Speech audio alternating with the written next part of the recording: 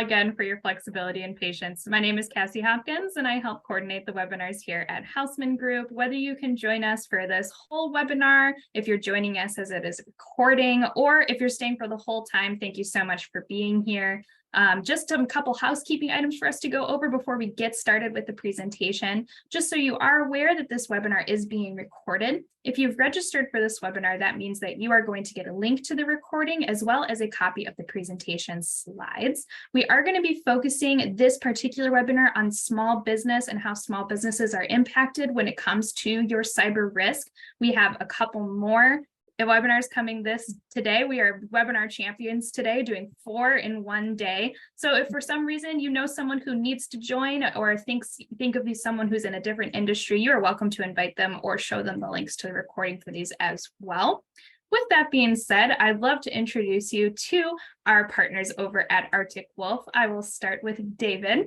David is a director of insurance alliances at Arctic Wolf, the leader in security operations and incident response. At Arctic Wolf, David works with cyber insurance carriers and brokers to deliver services and tools that help businesses of all sizes and industries reduce the frequency and severity of cyber attacks, and should one occur, respond to them with a full service incident response program. And you're going to learn a lot about what those programs are today.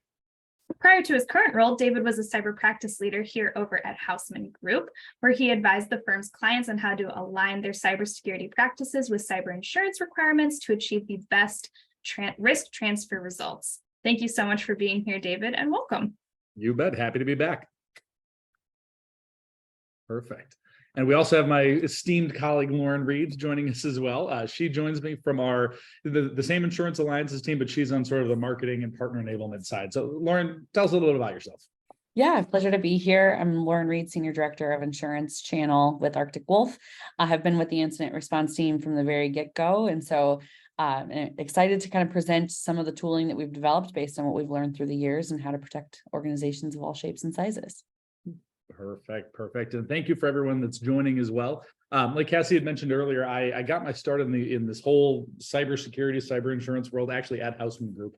I was in the select commercial division for about 6 months when I joined, and then after that moved to our large commercial team and was the leader of our cyber practice at Houseman for about 5.5, 6 years, give or take. So it's a little bit of a homecoming for me here doing this sort of webinar day with Cassie and the team there. So I'm seeing a lot of names in when I look in the participants, I see a lot of names of folks that I've talked to that some of your cyber insurance policies, I helped write those when they first were in place. I'm seeing one gentleman with the name Larry Hacker. I hope that's actually your name. If it's a joke, it's also very funny too, being that it's a cybersecurity webinar. But Larry, happy to have you here. So, anywho, we'll get right into it here. So, really, the core of what we're looking to talk about today is what is the state of cybersecurity for small and medium enterprises in 2023. We're going to talk about what the reality is for cyber incidences that organizations that are especially on the smaller and mid-sized part of the spectrum face. And when we say incidences here, I want to sort of define what that means. In the cybersecurity world, we define an incident as, incident almost equals like catastrophe, so to speak. So think like a nasty ransomware attack, a big wire transfer fraud where you send $500,000 off to Timbuktu when you thought you were sending it to Bill down the street. Those things that are sort of, sort of earthquake level events for businesses in the cybersecurity realm. That's what we're going to begin talking about. And it's important to know that it's important to start there, frankly, because there isn't much visibility that executive teams have across, what are your peers facing in this space? If you're not a regulated entity like finance or healthcare or something like that, there's no regulatory reporting requirement that says you have to report your ransomware attack to somebody. So I can assure you that there are so many more attacks that happen that actually get reported on the 5 o'clock news. The ratio that I use anecdotally is about a 1 to 30 ratio. For every one story you see on the news about so-and-so got hit with ransomware, imagine 25 to 30 happening that never get reported. That's about what we're looking at right here. So it's important just to understand that, so you can't really build your defenses unless you really know what you're defending against and the scale of what you're defending against. So we're going to start there. We're going to move into, okay, now that we know what we need to defend against, how do we actually defend against it? And then we're going to move into how this partnership with the Houseman Group and Arctic Wolf is going to enable you to defend against it. So that's sort of the life cycle of what we're looking at right here. Maybe a little bit Western charm and jokes throughout the way too, but I think I mentioned bratwurst in the last presentation. I don't even remember the context, but we'll see if I can't work that in somehow here too. So anywho, we're going to get right I have to no doubt, David. I'm sure it'll make a difference. I was at a conference in Philadelphia last week and everybody was like, my God, David, you're so folksy. So we'll try and keep it a little more down to earth here. How about that? So anyway, so we're going to jump right in. So when we look at risk, when we're talking about cybersecurity risk, we're really talking about two main things, and we're all risk professionals on this call, so this will come as no surprise to you. We're talking about risk frequency and risk severity. You can't appropriately manage your risk unless you're hitting both of those targets. If all you're doing is focusing on frequency and you're not preparing for how bad something could get, well, if the infrequent happens, you're going to be up a creek without a paddle. If you're focusing on the severity but not addressing frequency, hey, you might stop the major incidences, but you're going to be bogged down in the weeds with a bunch of small ones. And that can be just as costly in terms of managing these smaller things. So we need to focus on both risk frequency and risk severity. So we're going to start with the frequency discussion right here. Over the course of the past 10 years or so, we've observed a pretty dramatic increase in the frequency of cyber claims that cyber insurance carriers have been receiving. So we're not talking about just the raw number of claims, because of course there are more claims now than there were 10 years ago, because there's more insurance policies now than there were 10 years ago, more cyber insurance policies. But what we're talking about is the frequency of existing policies that have claims filed upon them. That number has gone up north of 550% over the past 10 years, which means that the frequency of attacks has gone up pretty dramatically. The all-time high that we've observed was November of 2021 in terms of the number of ransomware attacks that we observed as an incident response company. And we actually surpassed that high in April of 2023, so last month. So the all-time high, the new all-time high that we've observed was just 45 days ago in terms of ransomware attack frequency. So I'm not trying to play the fear, uncertainty, doubt card here, but you're talking to the cyber paramedics basically. So I think it's our duty to let you know, hey, here's how your peers are having bad days and how do we work together to make sure that doesn't happen to you. So that's what attacks look like in terms of frequency discussion across industries here. So let's zero in a little bit more. So what we're talking about here, we're going to zero in on industries specifically. And I want to do that because there's a tendency, especially amongst small and mid-sized business owners, to think that a cyber incident that's a big company problem. That's a Marriott, that's a Target, that's a Home Depot, that's sort of an enterprise level issue. And that's just frankly, that's not the case. The vast majority of businesses that we work with, and we'll get to median headcount and revenue on the next slide, you'll see that we're looking at businesses just like the ones we have here in Madison. We've frankly worked many incidences for businesses right here in Madison, people that you bump into at Chamber of Commerce events. Those are the types of people that we work with on a regular basis. And what you see here is that there's a pretty even spread across industries. Maybe you can make an argument that healthcare has, a somewhat higher frequency rate, which is true. I mean, because there's a lot of healthcare businesses and they remain attractive targets for organizations. But with a healthcare organization like this, we're not looking at, sometimes it's a big hospital system. Oftentimes it's just like the Associated Physicians group that's got 10 physicians and a couple of nurses or something like that. And if Associated Physicians is actually the name of a physicians group, I just made that up there. If there is a group called Associated Physicians, I'm not outing them or anything like that. I just pulled it out of thin air. But really what we're seeing is that the spread of victims it's pretty evenly spread. Maybe there are some industries that are a little less frequent, like energy and natural resources and shipping and logistics. That could be because maybe they've figured out their secret sauce, or it could be that there's just fewer of those types of businesses. So we're less likely to actually work cases for those types of businesses. That's kind of what we're looking at there. So that's our takeaway here, is that the industry spread that threat actors go after is they're looking for targets. They're looking for ways to get paid. They're not necessarily looking for one industry over another. When we zero in on the actual headcount and revenue, you'll see that, if we look at the maximum size businesses we worked at, sure, there's definitely some enterprise level businesses that we worked with, 13,000 employees, $1.5 billion in revenue, obviously not a small business. But when you look at something, like, finance and insurance or legal and government, our median case for finance and insurance, which is our second most served industry, we're talking 50 million employees, or 50 million employees, 50 employees and 8 million in revenue. That's not a monster business by any stretch. When we're looking at legal and government, we're talking municipalities, we're talking small law firms, 80 employees, 6 million in revenue or 6 million in budget. So we're not talking these monster businesses. We're talking just businesses that make up the fabric of our communities, especially here in Madison here. So that's the takeaway that I want you to have here, is that, we're not, cybersecurity is not exclusively an enterprise problem. Lord knows it is for them too, but it's something that affects everybody up and down the stream, whether we're talking about sole proprietors, whether we're talking about, 25 employees, 2 million in revenue on and up. It's a universal issue that we're all dealing with together, frankly. So that kind of leads to the frequency discussion here. It's also worth paying attention to the severity discussion as well. What we've observed over the past few years is the average incident cost that a business has to pay to essentially recover from that incident, whether it's them paying it or whether it's an insurance company paying for it if they purchase cyber insurance. That average cost has more than doubled over the past 4 years. In 2018, that cost was around $87,000. In 2021, that cost was just about $200,000 is what we're looking at. And this comes from a group called Net Diligence. They put together a cyber claims study. They're sort of a data aggregator of cyber insurance claims, essentially. That's how you can think of them. So this is straight from the cost that carriers have had to pay out. So that, remember, this is average incident costs. That means there could, there's some that are below this, but that means 50% by definition are more costly than this as well. Probably the biggest reason for this trend is the shift in ransomware specifically, and the amount of money that ransomware threat actors demand of their victims once they've hacked them, basically.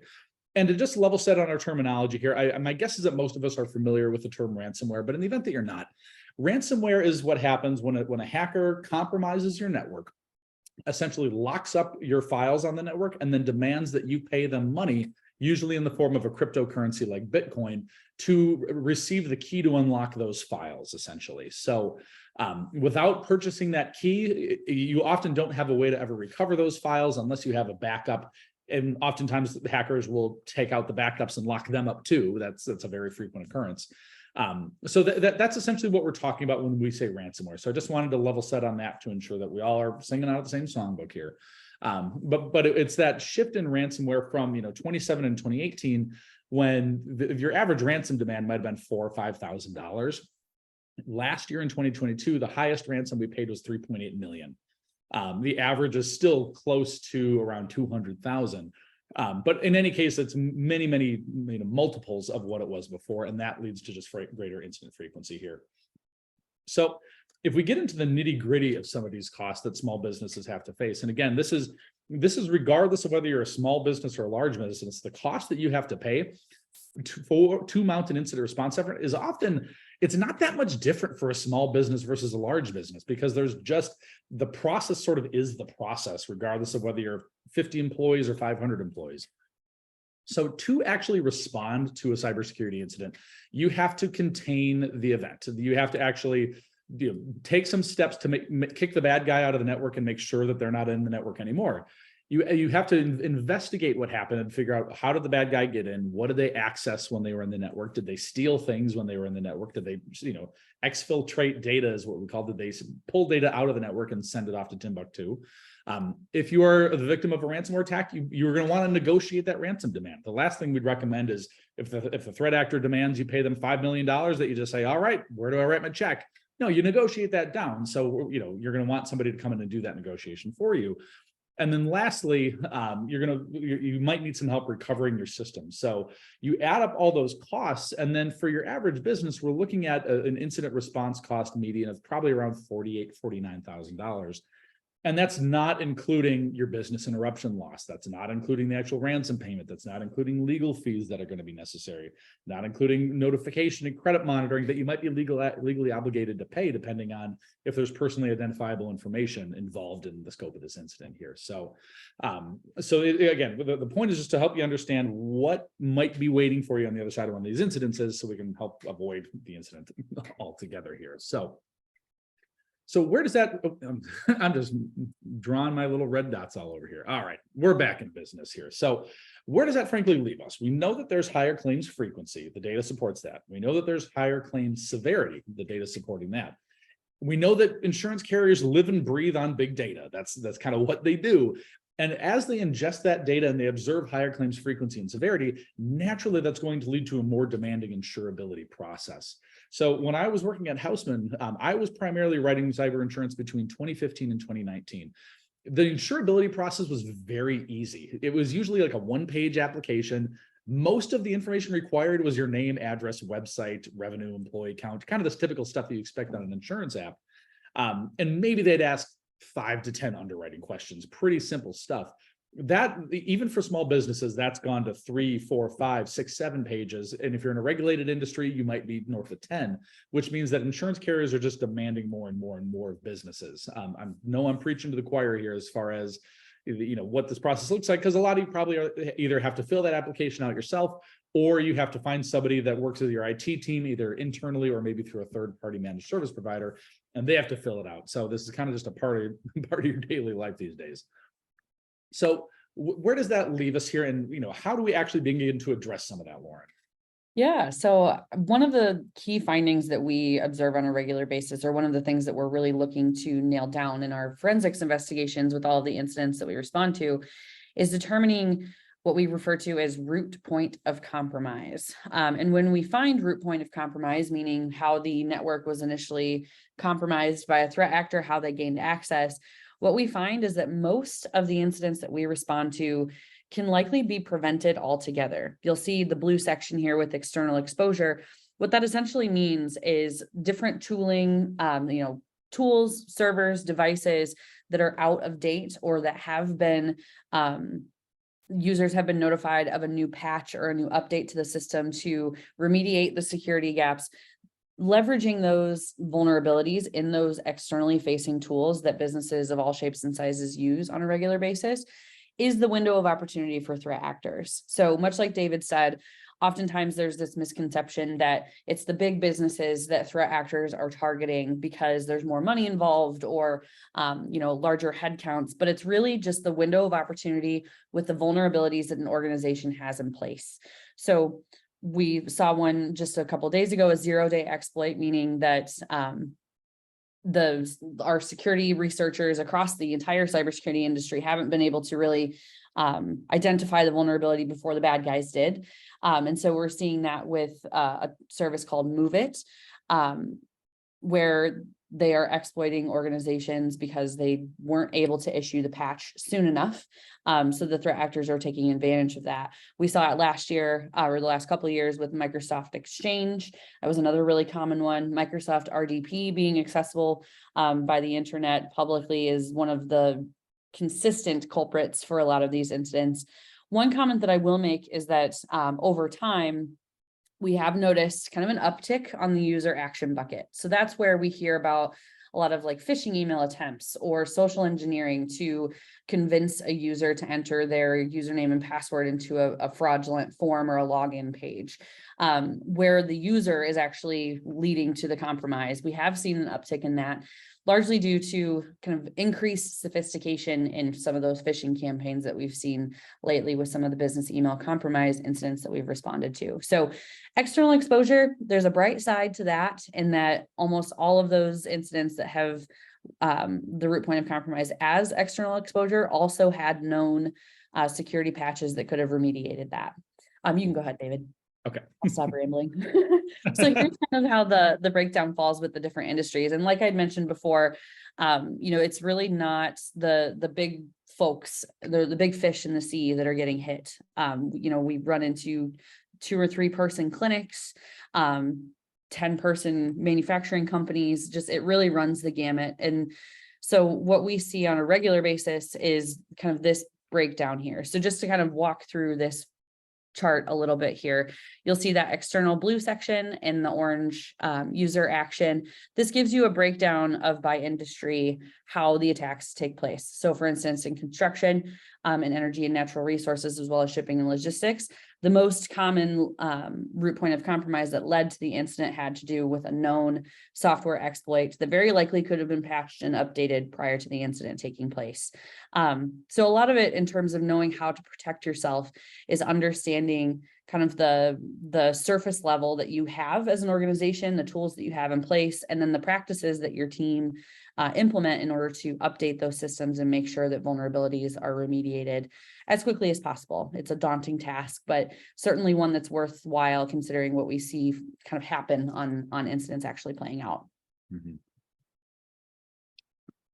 So with this, another kind of theme that we've seen is with a lot of the incidents that we respond to, we see that a lot of the vulnerabilities can be remediated before it leads to an incident. In the event of an incident, having an incident response plan in place makes a huge difference as well in terms of driving down the severity and cost of incidents. As you'll see here, it's gone up over time. And you can certainly see the stark contrast between the blue and the orange versus having an IR team, an IR plan in place versus not. So the combination of making sure that there is kind of a routine patching practice that happens within your organization, as well as taking the time to document an incident response plan, those can make a significant impact for the better in the event of an incident when we need to be responding to it as quickly as possible. And the logic there is pretty simple, Lauren, in the sense that, like, any of us that have, played sports in grade school or high school or, college, if you're, really athletic, every sport kind of has a ready stance that they might talk about. Like, if, I played, I'm 6'4", I played center on my middle school basketball team, not to brag or anything, but, so coach would always say, like, if I'm just this big, tall guy, just kind of standing there, like just waiting for the ball to come to me, I'm going to get run over even by a little guy. But if I'm standing there, I've got my knees bent, I've got my back braced, and I'm ready to take what's coming, I'm still going to take the hit, but I'm likely going to be more resilient through that hit. Same logic here. If this is building an IR team and an IR plan is your readiness posture for a cybersecurity incident.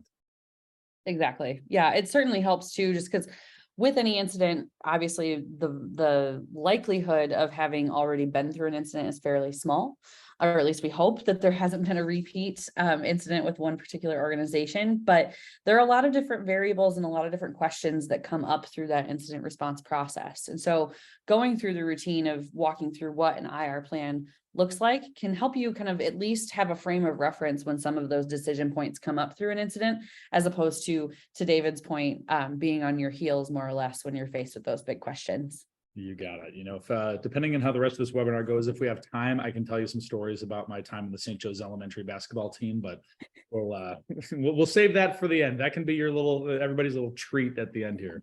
Sounds like the glory days, David. I'm looking forward to it.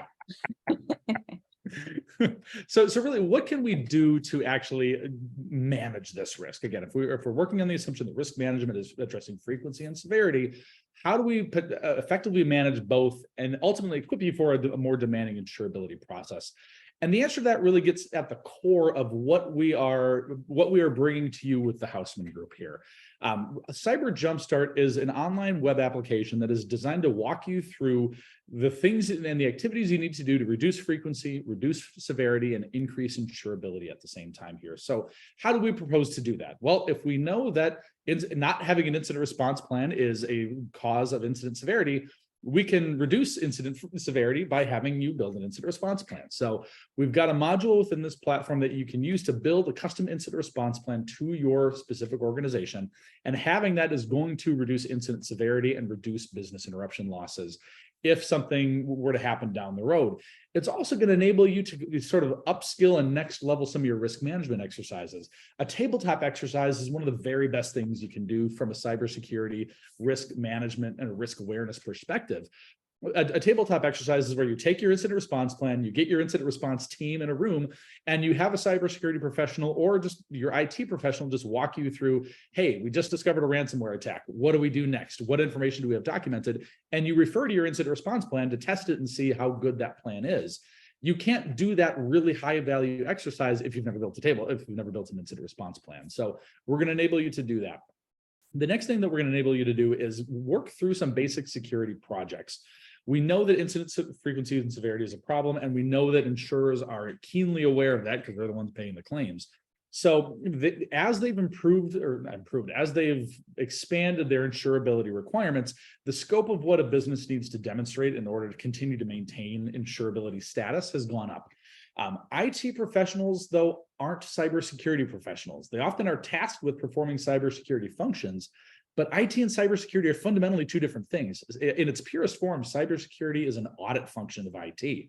So they're different disciplines to a degree. So IT professionals oftentimes need some help. They need a bit of a kickstart to get a project underway and understand, okay, what does this control actually mean? Where do I go to at least get the ball rolling down the hill? And once it's rolling downhill, IT professionals are very good at following standard processes for implementation, but just knowing where to begin oftentimes is the difficult part. So we built some project guides to help them get that ball rolling downhill, to actually make sure these controls get in place ahead of an insurance renewal so that you can obtain the best insurance terms possible. And lastly, we're going to help you address the incident frequency discussion by giving you tools to identify the most frequent causes of incidences that we see, which, spoiler alert, are also the most common insurance disqualifiers. Carriers they've got an understanding of what leads to the most frequent cyber claims, and they want their insureds to demonstrate that they've identified those issues and remediated those issues before the insurance policy is issued.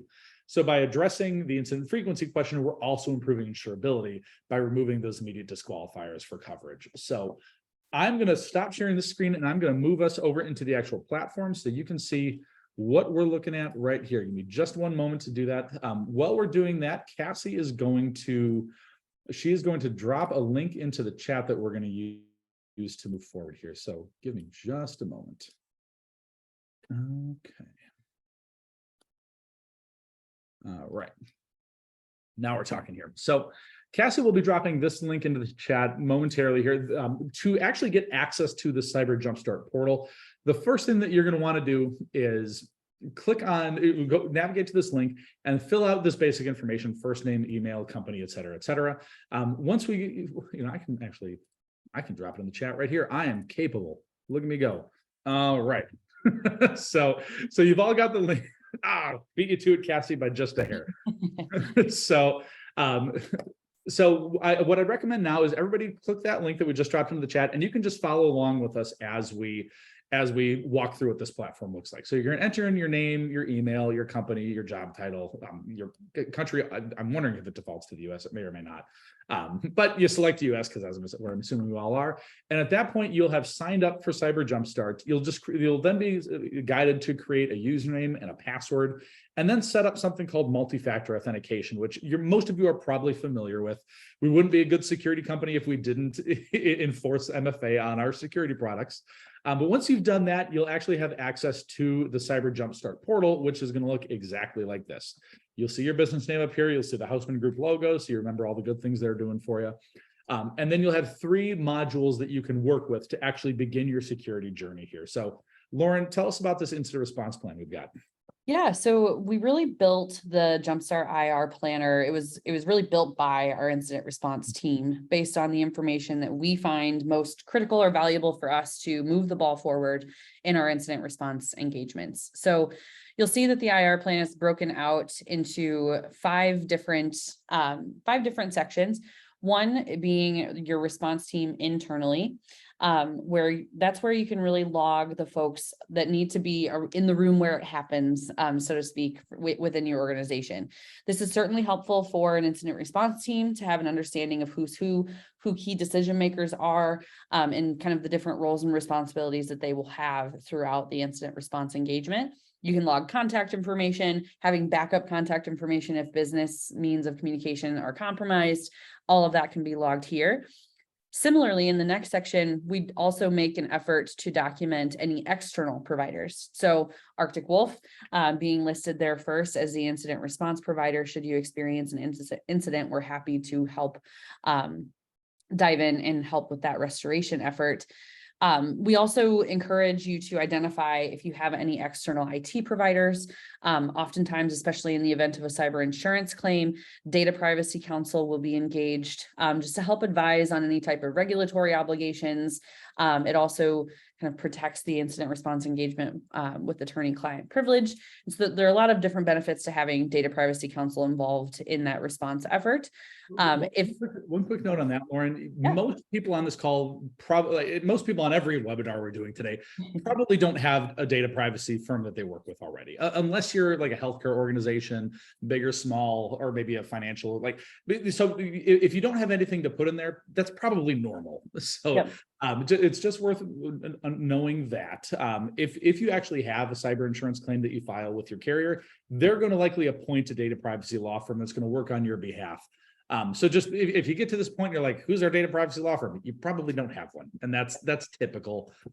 What you don't want to do is input whoever your outside counsel is now, or if you've got an internal lawyer that you work with, because the scope of what data privacy law means within the context of an incident response, it's just beyond, or it's not beyond, it's just different from what other attorneys do. So if you work with an attorney to advise on a retirement plan, if you work with an attorney to advise on real estate transactions, they're fundamentally different. You wouldn't want the data privacy attorneys working on your real estate. You don't want your real estate attorneys working on your data privacy. So Yeah. that's my 2 cents on data privacy. Microphone's yours, Lauren. Yeah, no, it's a great call out for sure. The last section here is to document the information in regards to your cyber insurance. This would be something that we would learn pretty early on, but it's helpful to have it documented nonetheless, just to make sure that in the event that we do need to submit a claim, that we document the process for doing so. The latter 3 sections of the IR plan builder are really focused on the kind of technical makeup of your organization. So this first section here, locations and networks, it focuses on both physical and virtual locations that you have as an organization. One common theme that we see as we respond to incidents is that, say that, you're a manufacturing company that gets hit with ransomware. There's typically, without having a kind of a technically focused IR plan in place, there is a period of time where the incident response team is trying to basically get the lay of the land in terms of how your network is set up, how it connects to data centers, how it connects to retail locations, just how it's all configured. Because if we don't have a good roadmap for that, we don't have a good roadmap for remediation either, because we wouldn't be able to have a really solid understanding of how to bring everything back online safely. So that's what we achieve, or what we aim to achieve in this section here, is to document kind of the roadmap of your organization from a technical perspective. The next section here focuses on the means of which an incident is escalated. So it talks about some of the internal training processes that you have, different tooling that you have in place for endpoint and server monitoring, where your email is hosted. Again, this helps give the incident response plan a good idea of how things are configured and how we can start the path forward. This last section here is really kind of the meat and potatoes of the IR plan, in my opinion. I think similar to oftentimes victim organizations maybe not having a firm understanding of their network segmentation or how things are configured from a locations perspective, the same often holds true on just basic critical business functions. So historically, when we don't have IR plans in place, what our team has noticed is that there may be, we'll call it a healthy debate amongst internal stakeholders as far as what business functions are considered most critical. Our recommendation from that experience is to have that healthy debate beforehand. So that's what we aim to document here, with identifying, whether it's placing sales, whether it's, finalizing contracts or processing payroll, all of the different pieces that make your business go, making sure that we have documentation around what systems and tooling enable that to happen, so that our team knows how and what to bring online as quickly as possible in the event of an incident. So there's a lot of meaty details within each of these sections, but it's very fluid from the user perspective to make sure that we can capture as much as possible with what makes your business functional, so that we can restore to it as quickly as we can. Once you finish it, it does generate a PDF download that you can have as kind of more of the physical documentation. It updates the timestamp of when it was exported, because with the Cyber Jumpstart portal, the IR plan is meant to be kind of a living, breathing tool to be updated as changes are made. Reason being is because oftentimes things might shift as far as different tools in place, different stakeholders that we need to be discussing items with, and it just packages it all up based on what's entered in the portal at that time. So super helpful to keep it all updated. We do recommend storing this in a very secure place, considering the level of detail that's included. But if nothing else, it's also available in the Cyber Jumpstart portal, which is completely secure from your organization's network from a best practices security perspective.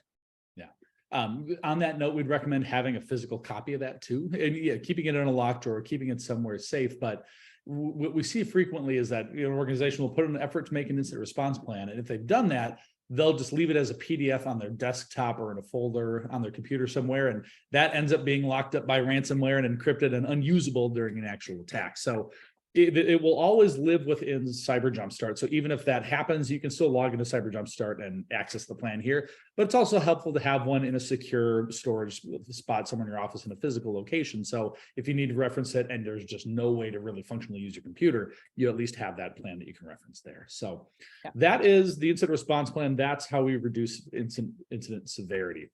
If we shift to how we reduce incident frequency, remember we talked about the most frequent type of claim we see is one where a threat actor scans your network, finds a vulnerability, exploits that vulnerability, and then launches their attack from there. So we can use the same tools that they do to actually identify those vulnerabilities and patch them and update your systems before they're able to do that. So we're enabling you to do that with the Jumpstart Threat Scanner here. So everybody who's ever applied for insurance, if you've got one or more than one locations that your business operates from, you have what's called a property schedule. That's on your property insurance policy. What you might not know is you've got a digital property schedule that exists as well.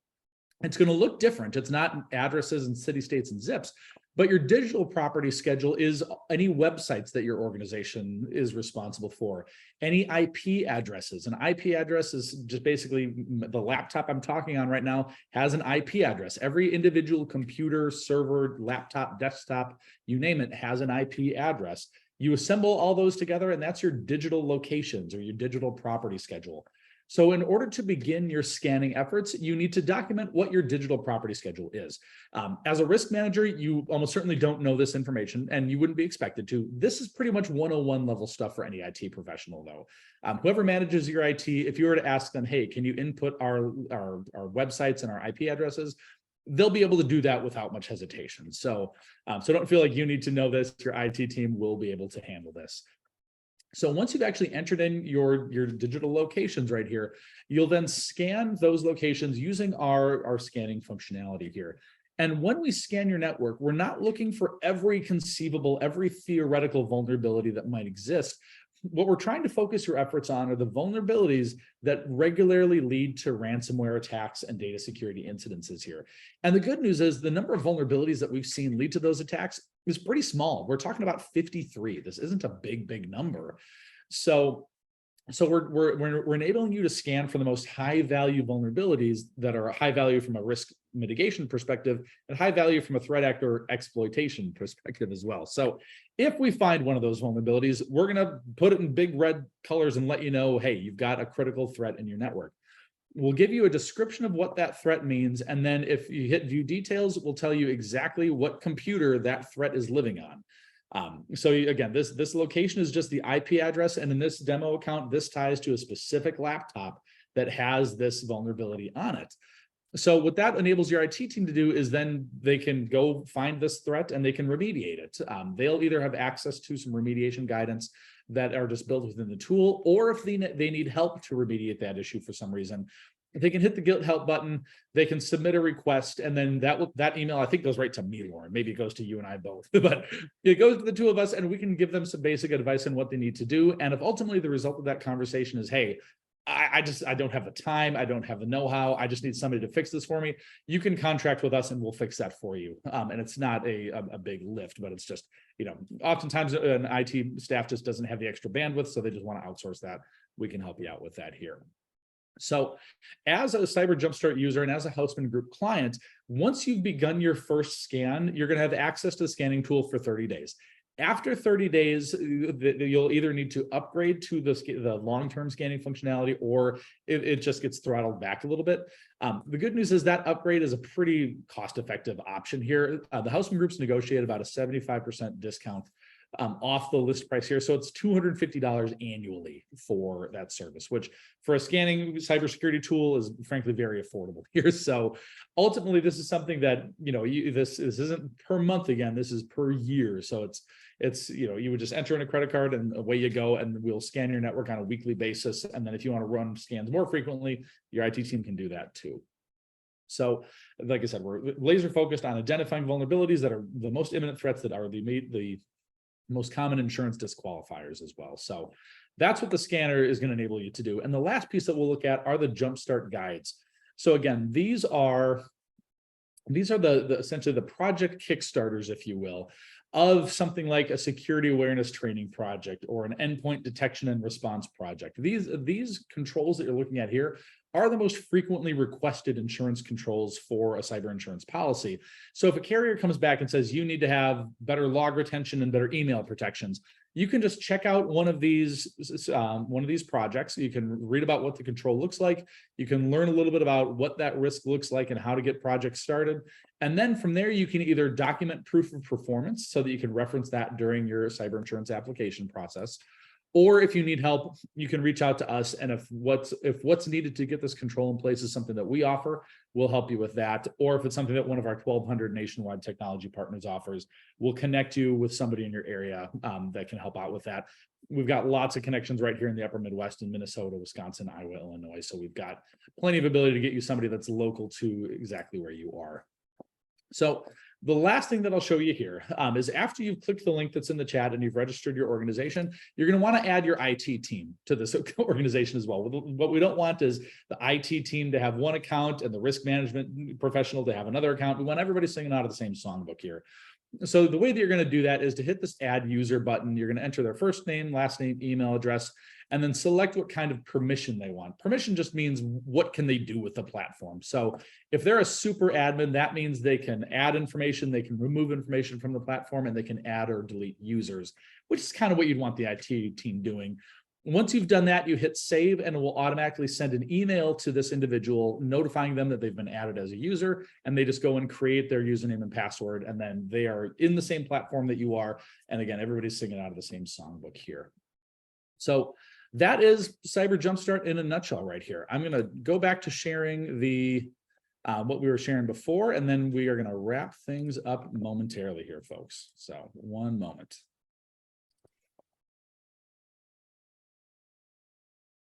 Okay. Perfect. Okay. Sounds good. So again, kind of your order of operations from here on out: designated representative. It's likely going to be you on this call, or it's going to be your IT professional. A designated rep to actually create the account, register the organization using this link, then enable multi-factor authentication. You're going to have to do that. So we thought we'd at least call out the step here, and then invite your teammates, and then actually start your journey. Your entire team at Hausmann, whether it's Cassie, whether it's the agent that you work with, whether it's anybody on the select team like Jesse Hanashak and his team, they've all been briefed on this on this partnership here. So if you've got questions, you can reach out to them. They can help you out. And then if they have questions, they'll just send them to me, and then you and I can talk one-on-one. So speaking of talking one-on-one, if you want to do that, if you do have further questions, you want to dive a little deeper, this link that you're seeing right here at the bottom, that is a live link to book time on my calendar. Cass is going to include that in the follow-up email with the recording of today's session. But if you just want to book 30 minutes on the calendar just to talk with me about either security questions you have, or if you need help with the platform itself, you can just book that time, and I'm more than happy to help out. It is quite literally my job. And as Hausmann clients, I got an affinity for you anyway. So happy to do it. Certainly happy to be a resource for you there. So that's about what we had planned here. So if you've got questions, now's a great time to ask them. We've got about 15 minutes left. So we'll use that for questions if there are any. If not, we will give you some time back in your day. I like to think we're your favorite, David. Yes, as David mentioned, we are doing a Q&A as of right now, which means that you can put a question into David or Lauren. It could be dependent on your business, just a random question you have about the program or anything in between. It's right located on the bottom end of your screen. You can use the chat or Q&A, and we'll wait just a couple minutes to see if anyone has any questions. Or it could be, David, that you were just so thorough again and we will not have any questions. We'll see about that. I think one question that we get asked pretty frequently, and we kind of hinted at this before, we get asked frequently sort of how often do these sorts of attacks happen?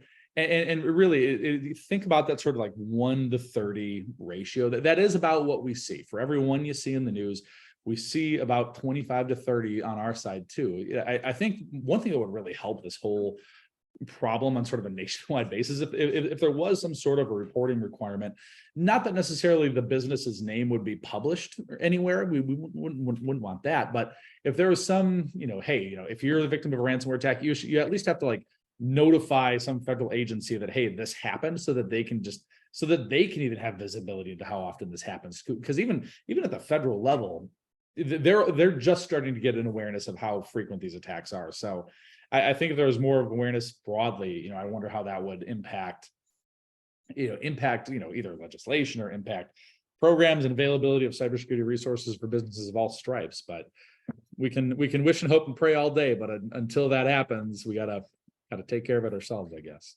That's true. It's a little bit of a lone wolf right now.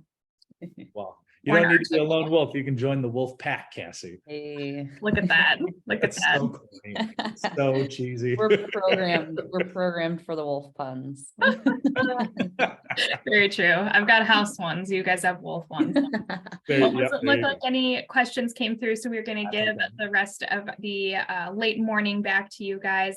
Just one thing after this webinar is over, if you would fill out our survey and just let us know what you thought of this presentation, there was more you were looking for, a specific question you just didn't think of until after, and just let us know future webinar topics you're interested in. We are doing a hard market webinar on June 15th. So that is coming down the pike as well. If that is something you're interested in, you can always follow us on LinkedIn, and that is where we promote a lot of our events and webinars.